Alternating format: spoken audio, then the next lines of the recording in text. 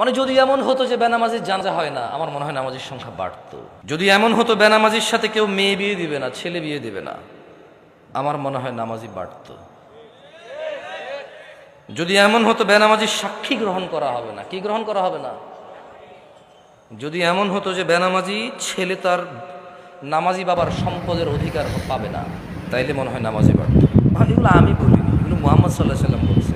বেনামাজি বেওয়ারিশ থাকে, কারণ ওয়ারাসাত পায় না। বেনামাজি কি পায় না?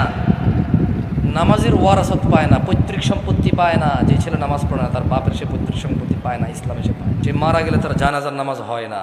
বেনামাজি জামাই নামাজি বউ দেখে না হিসেবে। বাইনাল আবিদি ওয়া বাইনাল কুফরি তারকুস সালাহ।